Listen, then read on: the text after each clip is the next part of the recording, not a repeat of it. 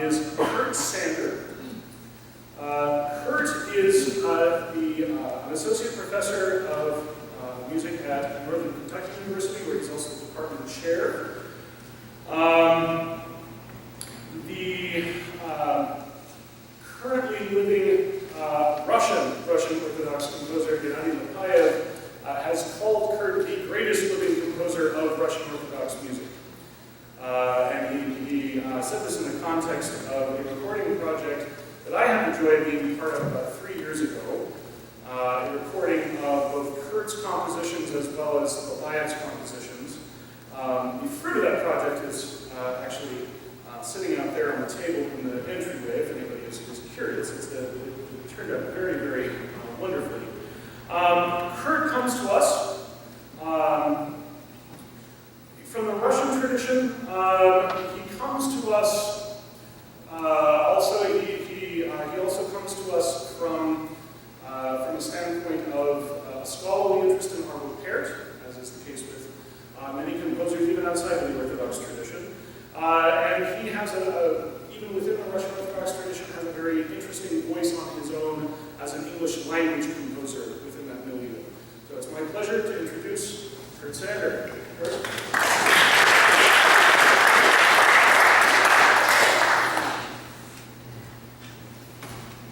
Thank you, Richard. Thank you to St. John the Master's Society and Vicki and Christopher Grundy for the fine singers here tonight. Richard, I feel like I should say something very important at this podium here. Richard's given me a very large canvas, of which I'll only take a small portion of tonight to talk a little bit about my thoughts on church music composition. A lot of people wonder why I am Orthodox. About a little over 20 years ago, I found myself wandering into a Russian Orthodox church at the behest of a friend, and now I find myself writing for the Orthodox Church, which is someplace I never thought I'd be. But be that as it may, a lot of people come up to me and they ask, well, you're a composer, what kind of music do you write? And I always find that a very difficult thing to answer.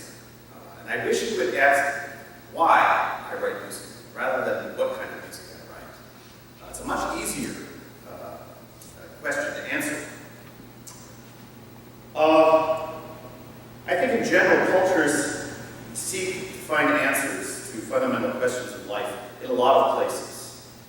In science, in philosophy, in the so-called self-help experts out there. And yet we find these answers that we get from these areas only serve to open up new universes that are ever more complex. We talk about the relationship of science to what we're doing here, and the idea that once we thought the atom was the smallest particle, and now we keep finding new universes, smaller and smaller and smaller, just as we find new universes larger and larger and larger. So we see that the acquisition of knowledge from generation to generation is a fairly progressive thing, and that is to say it, we lead from an inferior to a superior kind of perception. And in this sense, we might be inclined to measure the inherent worth of a civilization or of a time by their philosophical or scientific understanding. And when we look with critical eyes at generations and civilizations of the past, we find that we don't do this. We don't say this civilization is great because what they knew. We say a civilization is great for what they produced, what they did with the knowledge they had. It's how they illumined this knowledge through the arts in many ways, which is why we say a civilization or a people was a great era. So greatness is measured in light of one's understanding and also by its own inherent greatness in the things that they produce. And in this sense, the arts cannot be progressive. The music of Beethoven lays no greater claim to perfection than the music of Bach, generations earlier.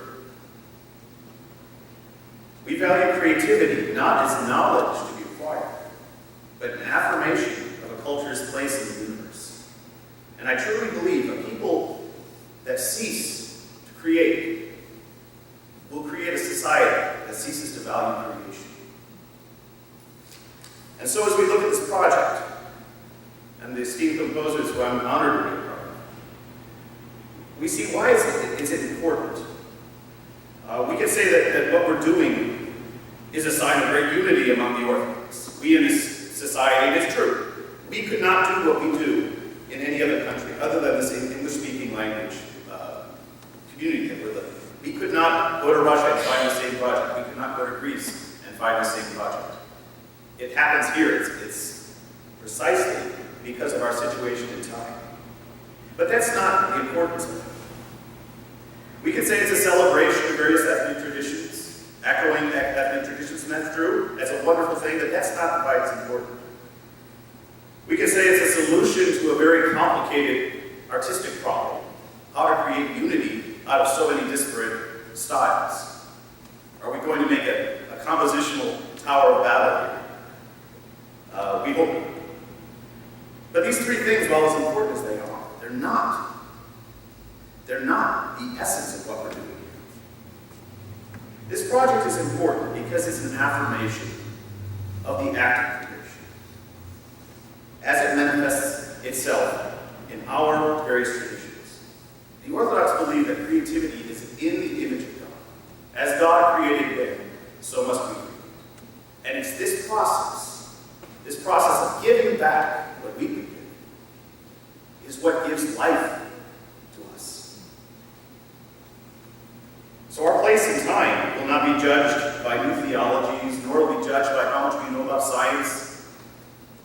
It will be judged and measured by our understanding of the substance of our existence, not simply scientific, but the substance of who we are as people and how we relate to our Creator. I'd like to just preface a little bit of my music. As Richard said, I come into Orthodoxy, into the Russian tradition, although I don't intend my music to be particularly Russian. I'm an American from a Presbyterian background who spent many years in singing as a paid soloist in the Episcopalian church. And that background is good. I am who I am. I don't intend to be an American composer, an American version of Orthodoxy. I believe the essence in getting to the Americanism of Orthodoxy is through the language. English has a unique language that's different from all other languages, and it's that essence of English that will give us our identity as American composers. So I don't aspire to be anything other than what I am, an amalgam of many different traditions. The Russian tradition speaks to me, but I certainly appreciate everything I've heard tonight, and I'm sure that's in there at some point in my life. But the music you'll hear tonight are two more recent compositions. One is from the first one is from liturgy celebrated during Great Lent, which is sung primarily during the liturgy of St. Basil. And the other is from the Matin service